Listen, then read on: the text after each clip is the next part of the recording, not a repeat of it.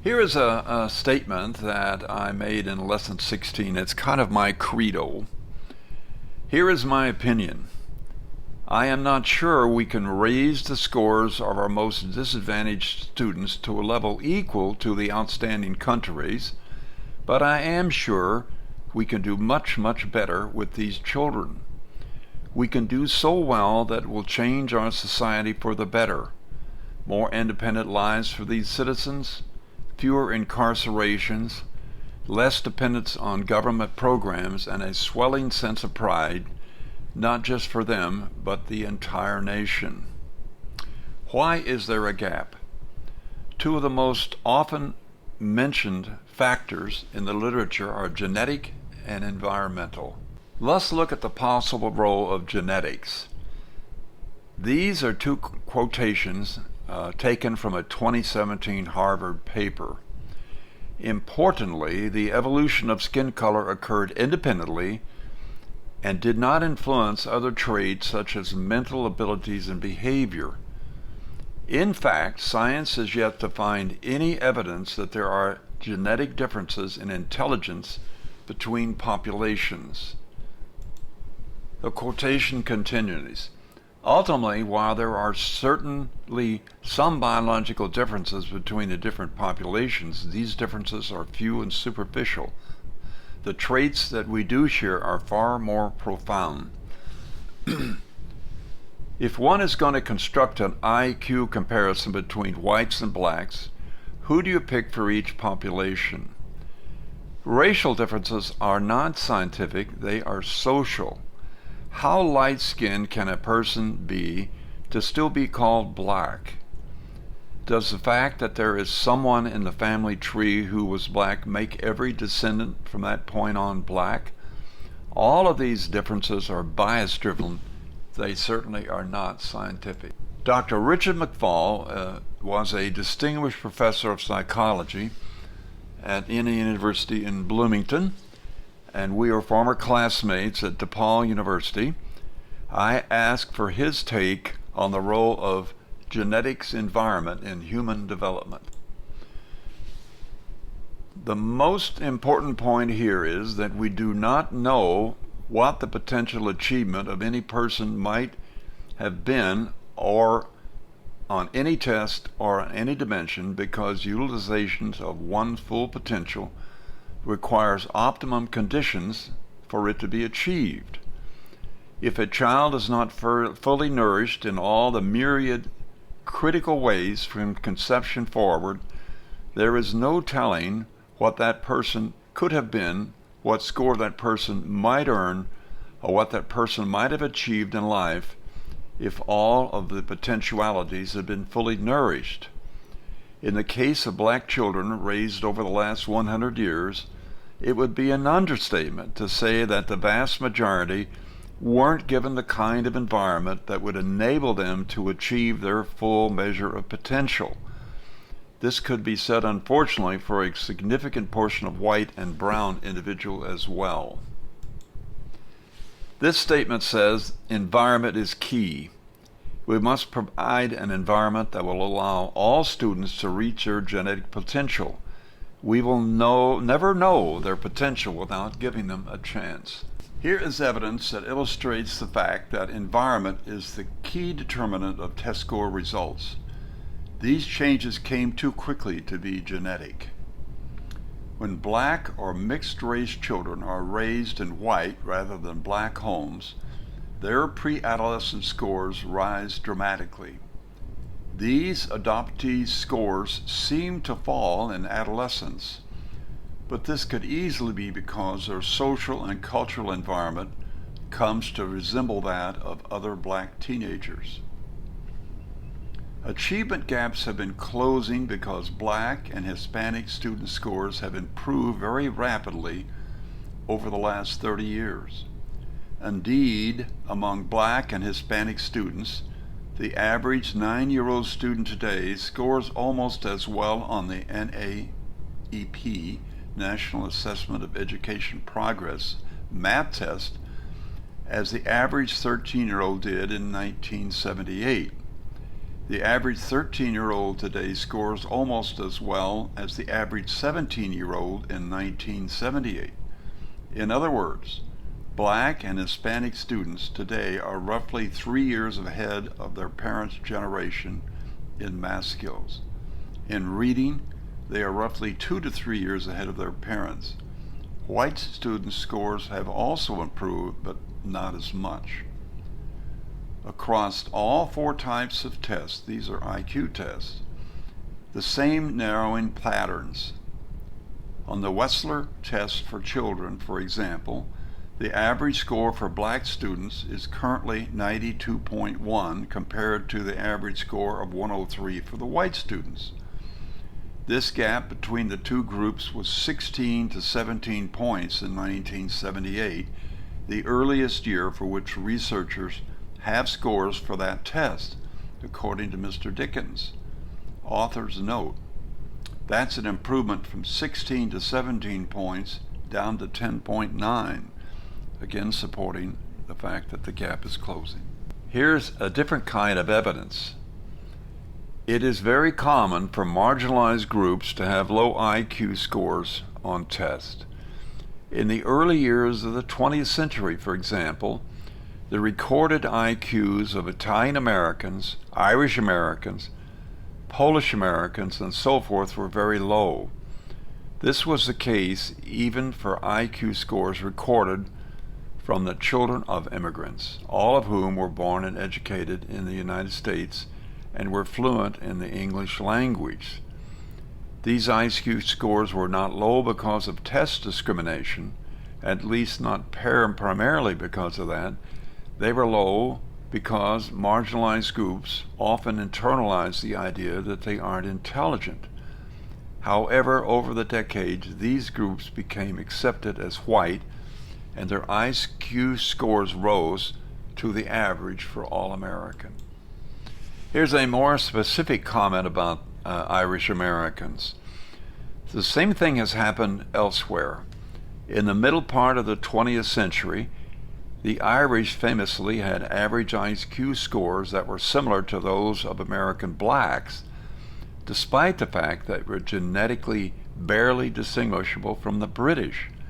However, as Ireland became richer and the Irish themselves became less marginalized, their IQ scores rose.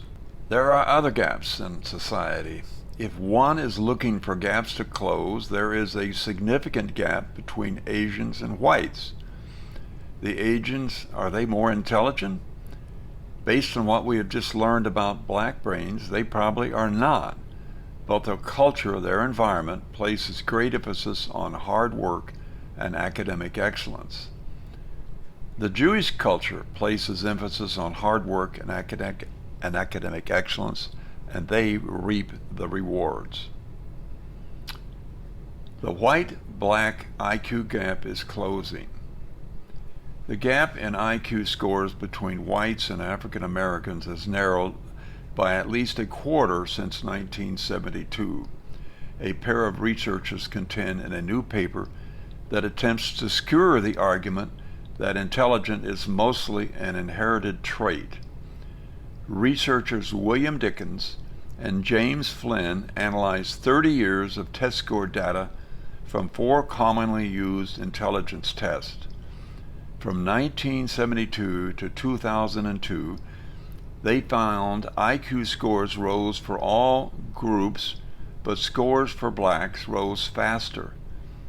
They gained 5 to 6 IQ points more than the whites did, an improvement that the researchers characterize as considerable. We've looked at IQ, and now we're going to talk about white-black achievement gaps in testing. This is very important data with very important conclusions. I'm going to show you a bunch of graphs, and they are produced from data readily available from the U.S. Department of Education, specifically from a report produced within the National Institute of Educational Statistics. There are 2 different data systems within the Department of Education: long-term data assessments, and number 2, main assessments. The data on the next page is taken from long-term trend data.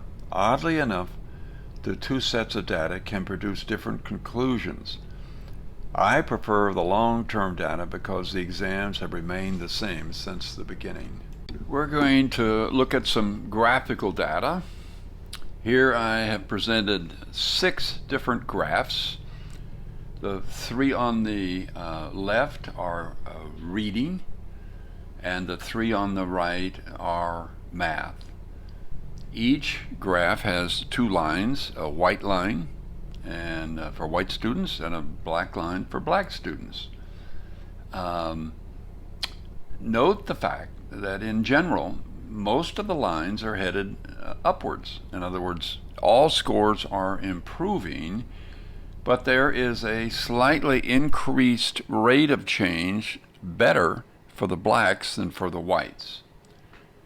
So for the most part, that's good news. So let's read the text. The white-black assessment test scores are closing. These graphs were from a paper published by the Educational Testing Service. The data is from the U.S. Department of Education. It's the same data I just spoke about on the prior slide. The top line for each graph is test score data for white students, and the bottom is for blacks. Note that there was an upward trend, up is good, in most of the graphs, with a slightly steeper trend in the black graphs. Here are 6 companion graphs. The 3 on the left are for reading, and the 3 on the right are for mathematics. And what we are plotting here is the size of the gap over time. So what we want to see, of course, is a trend down and to the right. So let's look a little more specifically. These graphs show the size of the gap for each set of curves. To be sure we understand these graphs, it's important. Look at the age 9 reading graph on the previous page. For 1971, the age 9 white score is 214 and the black score is 170. So the size of the gap is the difference. It's 44 score points. So these are test score points. That's the first number on the top age 9 graph on the far left. How would we like for these to look? We would like to see the lines that begin high on the upper left slope down to the lower right, because down is good for these graphs. These graphs have the general appearance that I've just described. So the white-black gaps are all decreasing. Over the time period for these graphs, 37 years for reading and 35 years for math, there is a good trend line for each graph. This is the jackpot we have been looking for. The gaps are closing. In fact, the average reduction in the reading gap is about 45% over 37 years and 33% for math over 35 years. The gaps are closing. What must we do to force them even closer? In the next lesson, lesson 22, we will look at several experimental programs that have produced good results for poor children, not just black children. Continuing in this lesson, we want to look at the role that poor discipline is playing in preventing further reductions in the white-black gap. 3 of my lessons, lessons 4, 9, and 10, shed light on some of the discipline issues that permeate most of our American schools.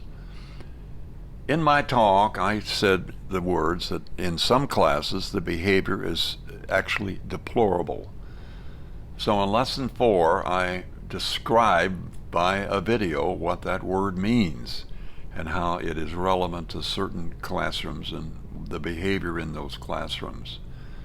Lesson 9 is about my book, and a lot of my book, and we'll see that in just a minute, is focused on discipline. And lesson 10 is 80,000 schools displays. All of these lessons display what I think is a national crisis in education. The crisis is runaway discipline in most of our public schools. Recently, several professors established a scientific association between student discipline and student performance.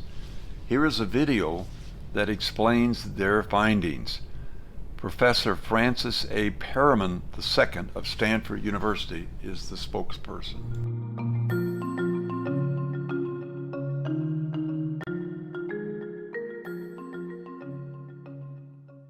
Folks have long known that students of color are suspended at elevated rates relative to white students. Folks have also long known that students of color perform poorer on standardized assessments of achievement relative to white students. What I'm referring to are the racial discipline gap and the so-called racial achievement gap. Now, there's a robust literature dating back several decades that's attempted to shed light on both causes and outcomes of each of these two gaps. However, it really wasn't until recently that folks started talking about these two gaps as potentially related, being related to one another. Now, the most influential work in this space has either been largely conceptual, that is, drawing on existing literature to make a theoretical argument for a connection between the racial discipline gap and the racial achievement gap, or it's been very local. That is, researchers looking at a relationship between the racial discipline gap and the racial achievement gap within a single school district. So what my co-authors, Joseph Gardella, Ben Fisher, and Chris Curran, and I were interested in was whether a relationship between the racial discipline gap and the racial achievement gap holds at the national level.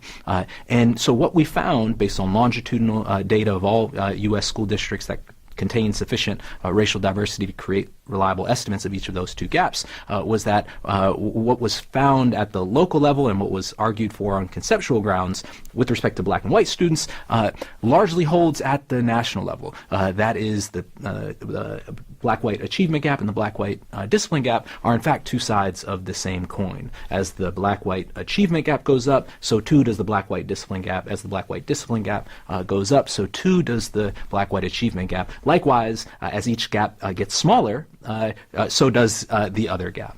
So there are a number of implications for this work. First, the simple finding that the two gaps are related is important to acknowledge, but in particular for what that then means. For one, parents, pay attention to these disparities. If your district isn't meeting the academic needs of students of color, then it likely, if it isn't meeting the academic needs of students of color as well as it does its white students, then it likely has racial discipline problems to boot.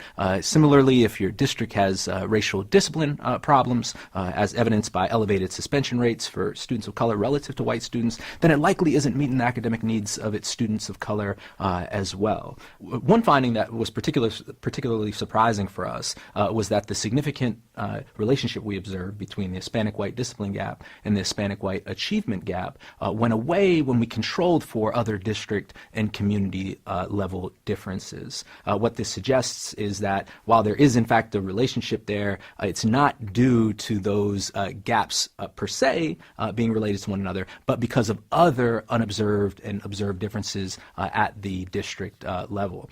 What these findings suggest in conjunction with sort of the earlier noted finding that there in fact was a robust association between black and white students is that the mechanisms connecting the racial discipline gap and the racial achievement gap, for instance, teacher biases, for instance, feeling isolated at school, may be far more salient for black students than any other racial group.